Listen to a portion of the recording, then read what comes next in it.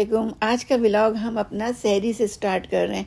2-3 दिन से तो हम लोग बाहर की सैरी कर रहे थे क्योंकि मेरी टांगों में बहुत शदीद तकलीफ़ हुई थी, तो खड़ा होना थोड़ा मुश्किल हो रहा था। तो बच्चों को भी तरस आ गया, तो कहने लगे कि मम्मा आप इफ्तारी में इतना कर लेती हैं तो अभी सैरी में छोड़ दें, हम बाहर से ऑर्डर कर देते हैं। तो रोज़ाना 3 दिन हो गए हम लोग बाहर से ही कर रहे थे, लेकिन आज फिर मैंने कहा नहीं, अब बहुत दिन हो गए, फिर मुझे भी सुकून नहीं आता ना जब तक मैं अपने हाथ से चूल्हा चक्की नहीं करूं। तो मैंने कहा नहीं, मैं अपने हाथ से बनाऊंगी, पराठे खिलाऊंगी तुम लोगों को। तो फिर ये सैरी फिर मैंने स्टार्ट करी। अच्छा, और मैंने ना सालन बना लिया था, पहले ही बना लिया था, रोज़े के बाद सैरी की तैयारी कर ली थी सालन की मैंने। और ये एक बेटे को मेरे आमलेट चाहिए था, उसने कहा मुझे सालन नहीं खाना, मुझे आमलेट चाहिए। तो ये मटन मैंने तैयार कर लिया था, बिल्कुल इसमें मिर्चें नहीं है, मतलब मिर्चें डालनी मैं भूल ही गई। मैंने सोचा था कम डालूंगी मिर्चें, लेकिन डाली ही नहीं।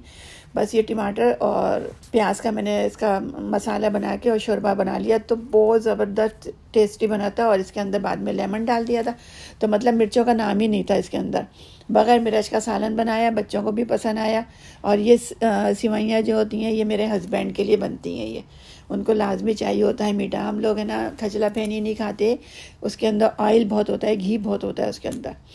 तो ये अपनी अपनी पसंद का सबकी सैरी होगा। अच्छा, सैरी करने के बाद हमारे पास इतना कम टाइम रह जाता है कि वो टॉम एंड जेरी खेलते हैं फिर हम लोग, कि जल्दी जल्दी से बर्तन साफ़ करो, किचन साफ़ करो। क्योंकि हम लोगों ने कभी, मुझे याद नहीं है कि मैंने कभी अपनी ज़िंदगी में ना किचन में बर्तन छोड़े हों कि सुबह को धो लें हम। और बर्तन वगैरह किचन विचन साफ़ करके फिर अभी ये शाम का वक्त हो रहा था, मतलब इफ्तारी का टाइम था ये। तो इफ्तारी में तो बहुत काम होता है कि बस हम बार बार इतनी दफ़ा घड़ी देखते हैं, इतनी दफ़ा घड़ी देखते हैं, और ऐसा लगता है जैसे हमारे हाथ से ना टाइम फिसल रहा है। तो ये जल्दी जल्दी हम दोनों ही लगे हुए होते हैं, मुक़द्दस भी और मैं भी। तो इसने ये बैटर बनाया है, अब ये नहीं पता मुझे किस चीज़ का बनाया है, क्योंकि मैं इसकी तरफ तवज्जो ही नहीं दे रही थी। और मैं अपने काम में मस्त हुई हुई थी, ये अपने काम में मस्त हुई हुई थी, हम दोनों अपना अपना काम कर रहे थे। तो अभी बैटर किस चीज़ का बनाया था ये भी मुझे नहीं पता। नहीं, चिकन बॉक्स पैटीज़ बना रहे थे हम लोग। तो फिर इसने खुद ही अपने आप से ही बना लिया, मतलब मैंने कहा नहीं।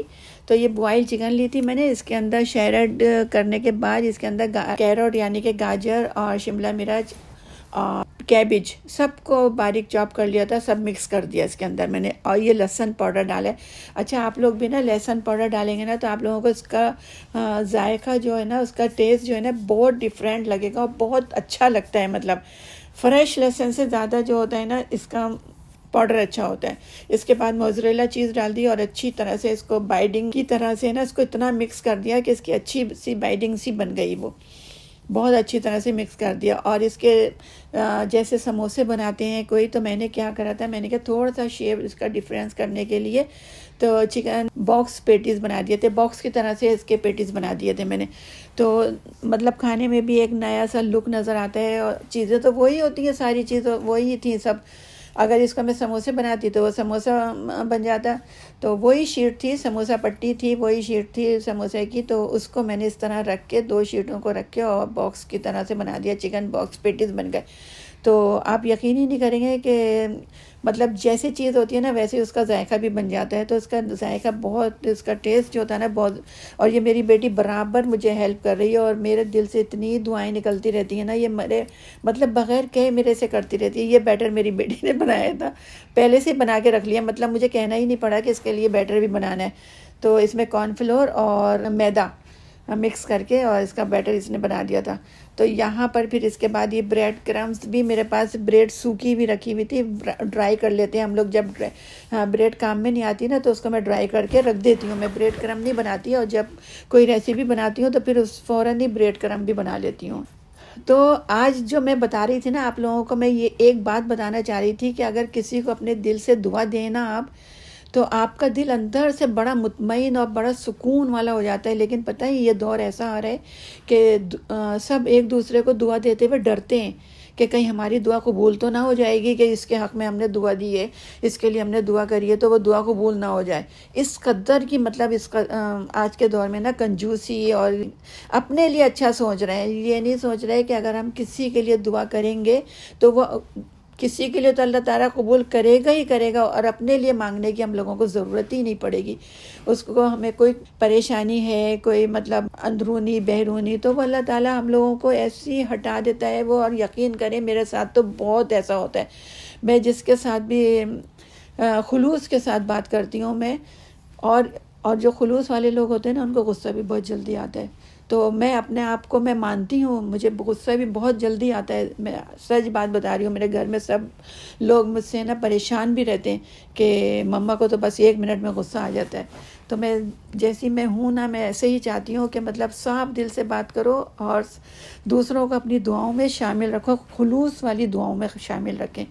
तो मेरे जितने भी देखने वाले हैं ना, मैं आप यकीन नहीं करेंगे, रोज़े के वक़्त जो कहते हैं ना अल्लाह ताला दुआएं कबूल करता है, उसमें मैं अपने भाइयों के लिए, अपनी बहनों के लिए बहुत दुआएं मांगती हूँ।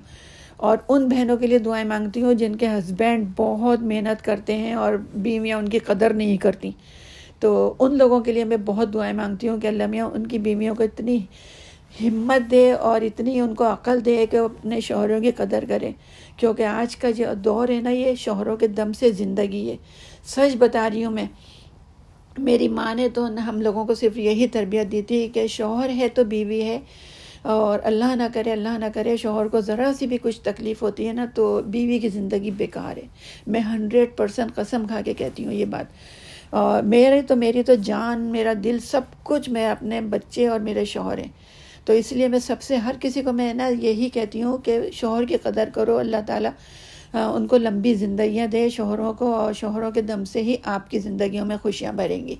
आमीन सुम्मा आमीन। अच्छा, तो यहाँ पर ये मेरी बेटी को बहुत पसंद है ये। मुझे खाने से ज़्यादा इसको बनाने में बहुत अच्छा लगता है। खाने में तो इनको कुछ भी पसंद नहीं है, पराठा बनाओ तो ये आधा पराठा खाती हैं ये, और इफ्तारी के अंदर सिर्फ जूस पीती है ये। तो अच्छा, मैं ओके मम्मा, हम रेसिपी पे आ जाए।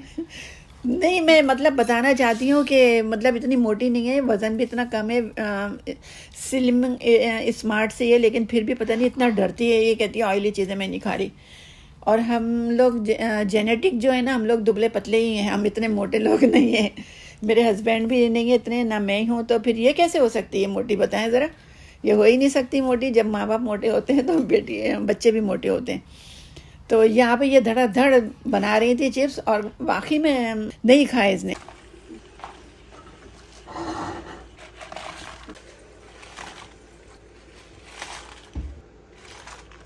अच्छा, ये रोल तो मैंने बना दिए थे, लेकिन फ्राई यही कर रही है, मुकद्दस ही कर रही है।